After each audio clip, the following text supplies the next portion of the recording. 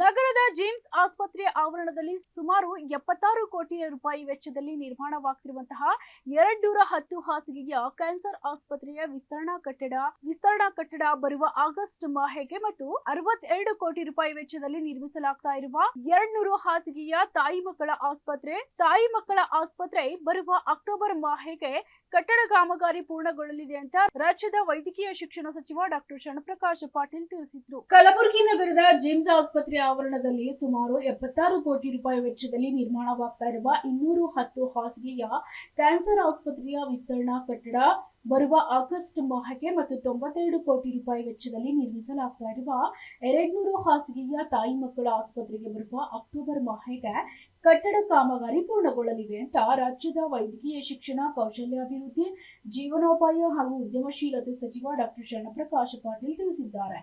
ನಿನ್ನೆ ಜಿಮ್ಸ್ ಆಸ್ಪತ್ರೆ ಆವರಣದಲ್ಲಿ ನಿರ್ಮಿಸಲಾಗುತ್ತಿರುವ ಕ್ಯಾನ್ಸರ್ ಆಸ್ಪತ್ರೆ, ತಾಯಿ ಮಕ್ಕಳ ಆಸ್ಪತ್ರೆ, ಸುಟ್ಟು ಗಾಯಗಳ ಘಟಕ, ತೀವ್ರ ನಿಗಾ ಘಟಕ ಕಟ್ಟಡ ಕಾಮಗಾರಿಗಳನ್ನು ಪರಿಶೀಲಿಸಿದ ನಂತರ ಸುದ್ದಿಗಾರರೊಂದಿಗೆ ಮಾತನಾಡಿದ ಅವರು, ಕಾಮಗಾರಿ ಗುಣಮಟ್ಟ ಕಾಯ್ದುಕೊಳ್ಳುವುದರ ಜೊತೆಗೆ ಕಾಲಾವಧಿವರೆಗೆ ಕಾಯದೆ ಸಾಧ್ಯವಾದಷ್ಟು ಬೇಗ ಕಾಮಗಾರಿ ಮುಗಿಸಬೇಕಂತ ಗುತ್ತಿಗೆದಾರರಿಗೆ ಸೂಚನೆ ನೀಡಲಾಗಿದೆ.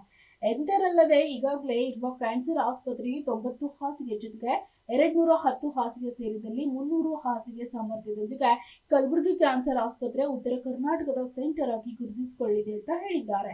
22 ಕೋಟಿ ರೂಪಾಯಿ ವೆಚ್ಚದಲ್ಲಿ ಸ್ಥಾಪಿಸಲಾಗ್ತಾ ಇರುವ 50 ಹಾಸಿಗೆ ತೀವ್ರ ನಿಗಾ ಘಟಕ ಕಾಮಗಾರಿ ಸಹ ಅಕ್ಟೋಬರ್ನಲ್ಲಿ ಮುಗಿಯಲಿದೆ.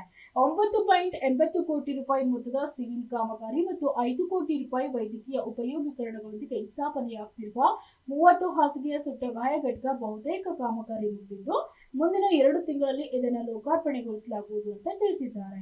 ಬ್ಯೂರೋ ರಿಪೋರ್ಟ್, ಯಶಸ್ವಿ ನ್ಯೂಸ್, ಕಲಬುರಗಿ.